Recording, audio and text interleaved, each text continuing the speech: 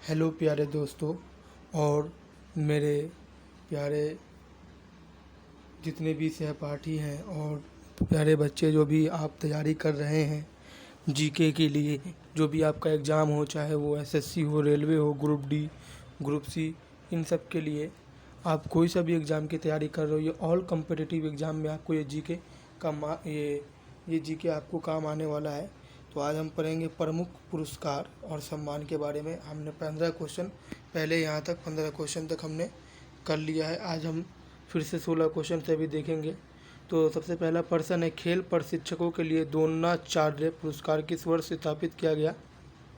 तो 1985 में जो है, मतलब पूरा 1985 के अंदर में खेल प्रशिक्षकों के लिए द्रोणाचार्य पुरस्कार जो है स्थापित किया गया।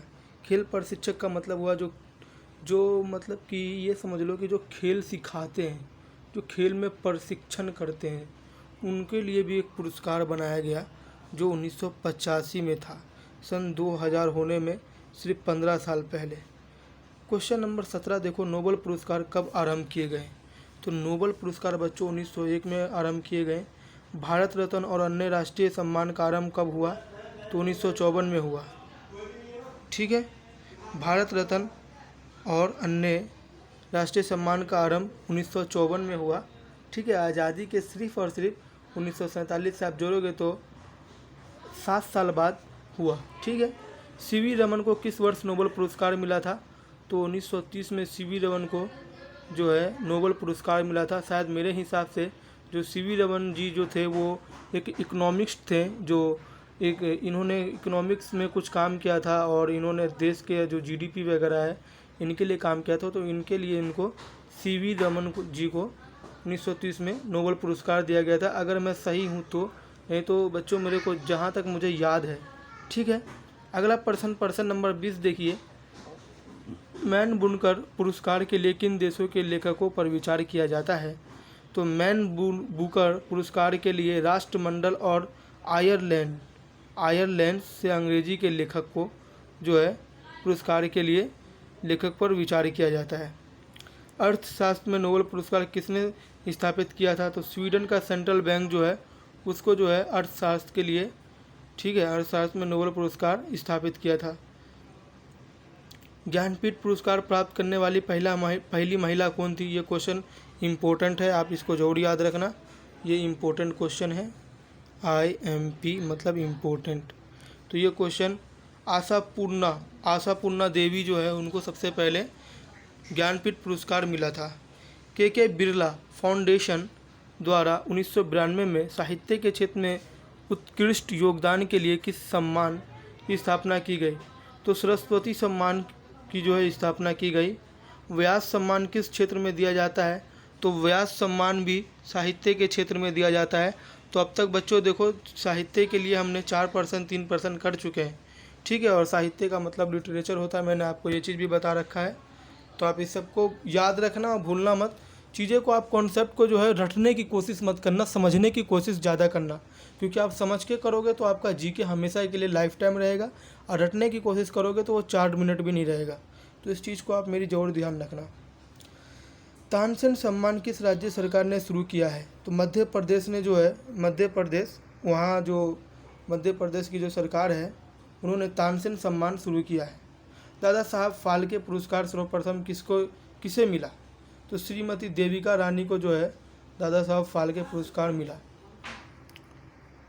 मैक्सेस पुरस्कार से सम्मानित होने वाला प्रथम भारतीय है आचार्य विनोबा भावे। आचार्य विनोबा भावे एक बहुत अच्छे व्यक्ति थे, सज्जन व्यक्ति जिसे हम कहते हैं, वह व्यक्ति थे आचार्य विनोबा भावे। हमारे देश के लिए भी इन्होंने अच्छा काम किया है, इसलिए इनको मैक्सेस पुरस्कार से सम्मानित किया गया। ठीक है, और ये पहले ऐसे भारतीय थे जिनको मैक्सेस पुरस्कार मिला। रविंद्रनाथ टैगोर को साहित्य के क्षेत्र में किस वर्ष नोबेल पुरस्कार दिया गया? 1913 में जो है रविंद्रनाथ टैगोर को पुरस्कार दिया गया। और रविंद्रनाथ टैगोर के बारे में 2-4 चीज़ आपको मैं और बता दूं कि रविंद्रनाथ टैगोर जो है बंगाल के रहने वाले थे, और इनकी जो बेसिक तालीम है वो घर में ही हुआ, और ये बच्चे को लर्निंग बाय डूइंग पे फोकस करते थे। और ये बहुत बड़े राइटर थे, बहुत बड़े ये ये इनके अंदर एक 50 साल की उम्र के बाद इनके वो जो है चित्रकारी की भी एक इनके अंदर शौक़ चढ़ा, और ये एक अलग तरीके की चित्रकारी करते थे जिसमें ये महिला को जो है महिला की चित्र बनाते थे। तो पूरी चित्र को ये काला स्याही से बनाते थे और बीच में उनके मांग पर या कोई भी एक टिकली या एक चुन्नी वो लाल कलर का डालते थे, जिससे इनकी जो पेंटिंग है वो बहुत ज़्यादा अट्रैक्टिव लगती थी। लेकिन कुछ लोग इनकी आलोचना भी करते थे, कहते थे कि ये पागल आदमी है जो ऐसी चित्रकारी करता है, और इनको बहुत ज़्यादा ये पूरे विश्व भर में ये सम्मानित हैं अपने लिटरेचर के लिए। आप भी जानते हैं ये एक बहुत बड़े लिटरेचर हैं, पोएट हैं। तो आप इन सब बात को भूलना मत, याद रखना। तो ऐसे आप कोई भी कॉन्सेप्ट को याद रख सकते हो, जैसे कि मैंने आपको बताया रविंद्रनाथ टैगोर के बारे में, तो इनकी इतनी सारी चीज़ आपको पता रहेगी तो एक चीज़ इनको और आपको याद रखना आसान होगा, एक कहानी की तरह आपको ये याद रहेगा। तो अगला चीज़ देखो, सीवी रमन को, अगला प्रश्न देखो, सीवी रमन को किस वर्ष नोबेल पुरस्कार दिया गया? तो 1930 में दिया गया। प्रोफेसर अमर्त्य सेन को किस वर्ष अर्थशास्त्र का नोबेल पुरस्कार दिया गया? 1998 में। सॉरी दोस्तों, मैंने गलत बोला था, सीवी रमन मेरे को याद नहीं आ रहा था, ये हमने 11th क्लास की ज्योग्राफी में पढ़ा था। प्रोफेसर अमर्त्य सेन जो है ये पाकिस्तान के एक और प्रोफेसर थे, उनके साथ मिलकर के इन्होंने इकोनॉमिक्स के ऊपर काम किया था, इसीलिए इनको जो है 1998 में नोबेल पुरस्कार से सम्मानित किया गया था अर्थशास्त्र के लिए, ठीक है। और सुब्रमण्य चंद्रशेखर को किस क्षेत्र में नोबेल पुरस्कार मिला? तो भौतिकी मतलब फिजिक्स जो होता है उस क्षेत्र में इनको पुरस्कार मिला था। अर्थशास्त्र के क्षेत्र में नोबेल पुरस्कार किस वर्ष से प्रदान किए जा रहे हैं? 1969 से प्रदान किए जा रहे हैं। एशियाई नोबेल पुरस्कार के नाम से जाना जाता है रेमन मैग्सेस पुरस्कार, ठीक है। रेमन मैग्सेस पुरस्कार को एशियाई नोबेल पुरस्कार के नाम से जाना जाता है। जो एशिया की कंट्री है, जैसे कि एशिया की कौन कौन सी कंट्री है, आपको ये सब याद होना चाहिए कि अमेरिका की, साउथ अमेरिका की कौन कंट्री है, ठीक है, नॉर्थ अमेरिका की कौन कंट्री है, अफ्रीका की कौन कौन कंट्री है अफ्रीका के अंदर, इसी तरह एशिया में कितनी कंट्री है। तो आपको इस तरह से याद रखना है। मेरे हिसाब से सब जो भी मतलब कि एक जो बना हुआ है, एशिया हो गया या अफ्रीका हो गया, तो इन सब में 50-60 का ग्रुप होता है कंट्री का। तो एशिया के अंदर चाइना है, बड़े बड़े देश में बांग्लादेश है, चाइना है, पाकिस्तान है, ठीक है, अफ़गानिस्तान है, तो ये सब एशिया के अंदर पड़ता है। और एक आपने क्रिस मूवी देखा होगा, उसमें जो वो कौन से देश जाता है, तो वो देश भी मेरे को नाम नहीं याद आ रहा है, वो देश भी है, ठीक है। तो आप इसको याद रख सकते हैं। और दादा साहेब फाल्के पुरस्कार प्रदान किया जाता है सूचना एवं प्रसारण मंत्रालय भारत सरकार द्वारा। ऑस्कर पुरस्कार प्रदान किया जाता है National Academy of Motion Picture Arts and Sciences द्वारा। ऑस्कर पुरस्कार जो होता है ये फिल्मी दुनिया में भी जो बहुत बड़ी बड़ी फिल्म होती है उनमें भी उनको दिया जाता है, उनके सम्मान के लिए, वो फिल्म के सम्मान के लिए। ज्ञानपीठ पुरस्कार प्राप्त करने वाला प्रथम हिंदी लेखक कौन था? तो सुमित्रा नंदन पंत थे। ये बहुत बड़े ये लेखक थे, सुमित्रा नंदन पंत, इनके बारे में आप जरूर पढ़ना, ठीक है। सरस्वती सम्मान के प्रथम प्राप्तकर्ता हैं तो हरिवंश राय बच्चन, ये भी बहुत बड़े लेखक थे। भारत रत्न से विभूषित प्रथम विभूति हैं डॉक्टर A.S. राधाकृष्ण, ठीक है।